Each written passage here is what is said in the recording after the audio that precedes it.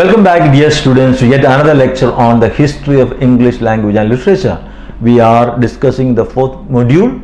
In our previous lecture, we talked about the life in the 60s, and in our class today, we shall discuss the life in the 1970s, life in England in the 1970s, and a little mention of the life internationally in the 1970s. So, we are discussing the life in the 1970s. The 1970s were a decade of disillusionment. 70s were a decade of disillusionment. Disillusionment is a feeling of disappointment. We saw the rise of the youth culture in the 1960s. Youth culture, a culture that wanted to transform the world, a culture that wanted to break away from the traditional value systems, etc. They dreamt of building an ideal world. The idealism held by the young people, the idealism held by the youth culture could not transform the world and did not materialize and gave rise to cynicism, skepticism and bitterness and disillusionment, disappointment.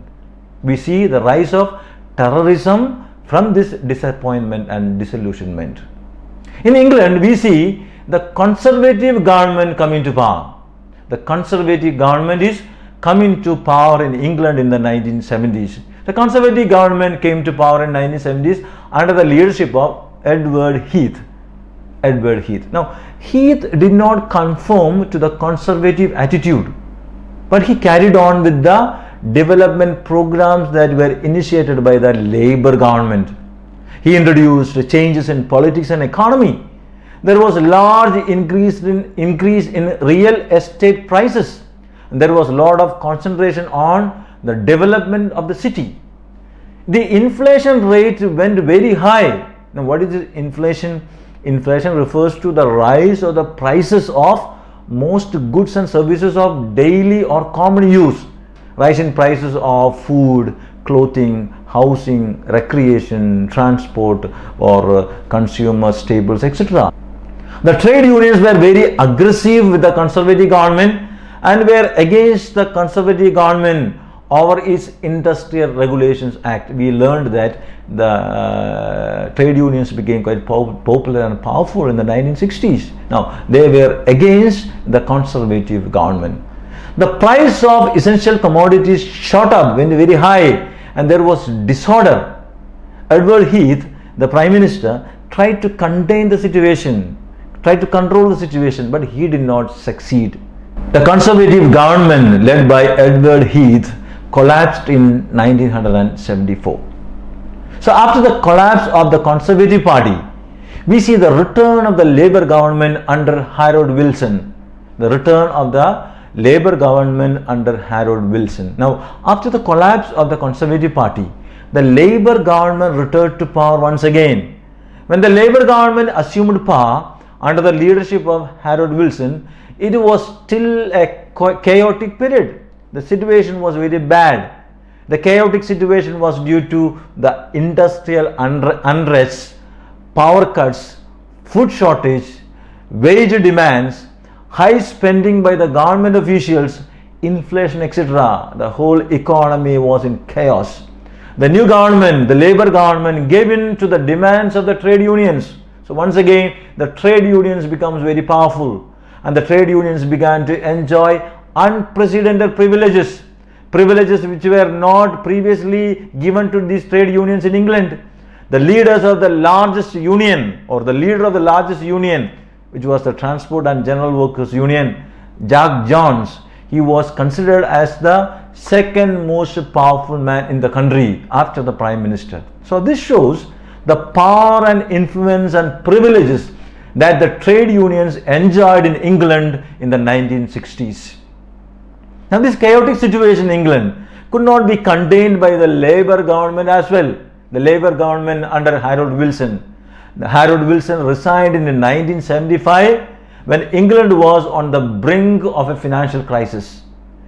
Now, then we see the Conservative Party under Mrs. Margaret Thatcher will win a series of elections, and the power of the Conservatives will increase, and England will return back to normalcy. So once again the Conservative Party will come to power in England. In 1979 the Conservative Party won and Margaret Thatcher became the first woman Prime Minister of England. Margaret Thatcher becomes the first woman Prime Minister. Now we have learned about the youth culture of the 1960s. The youth culture that had reached its peak in the 60s did not show much in the 70s. It was declining. The youth culture was declining in the 1970s. One interesting factor that we find in the 1970s is that there were much interest in the religions of the East. The Western materialism found solace at the feet of the spiritual gurus of the East. Many Westerners we see coming to the East and even to India in search of spiritual experiences. The East was rich with spirituality, rich with meditation, religious experience, etc. Now such deep spiritual and religious experience was unavailable to the people of the West who were materialistic in outlook. So we see a lot of inflow of people from West to the East for spiritual experience. We have already mentioned that the 70s were a decade of disillusionment, and that terrorism was the output of this disillusionment. And in the 1970s we see the spread of terrorism internationally. This is one negative side of the 1970s. We see the spread of terrorism internationally. Hijackings, bombings and kidnappings were on the increase. So the terrorism began to show much more in the 1970s. The Irish Republican Army, IRA, intensified its nationalistic campaign through a series of terrorist activities. The IRA were fighting for an independent Irish Republic free from British rule. 2 car bombs exploded in London. Parts of the 800-year-old Westminster Hall and the Tower of London were destroyed by another explosion. There were several terrorist attacks by the IRA, Irish Republican Army. They are demanding for total independence. There are great leaps in the world of computers. Computing and the internet is governing the world today, we know. Commerce, education, communication, entertainment, etc. In other words, every aspect of human life is governed and controlled by computer hardware, computer software, networking, internet, etc. And we see the flooding of calculators and computers and personal computers in the market in the 1970s. That was a big progress that was taking place in the world in the 1970s. A lot of progress was taking place in the medical field as well. The first test tube baby of the world was born in England in 1978. The greatest of technological development is that man landed on the moon. There were also some negative effects of the progress of science and technology, and people began to realize the negative effects of science and technology. A lot of warnings were received that the earth's natural resources are getting depleted. The natural resources of the earth are being overused for economical gain. And when we talk about oil consumption, mankind began to depend very much on oil.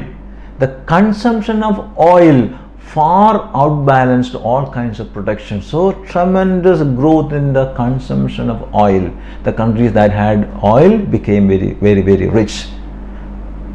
The Vietnam War also is taking place between 1955 and 1975. The Vietnam War was fought between North Vietnam and South Vietnam. North Vietnam was supported by Soviet Union and China and other communist allies, and the South Vietnam was supported by the United States of America, South Korea and other anti-communist allies. And we see that USA will withdraw the troops from Vietnam by 1973.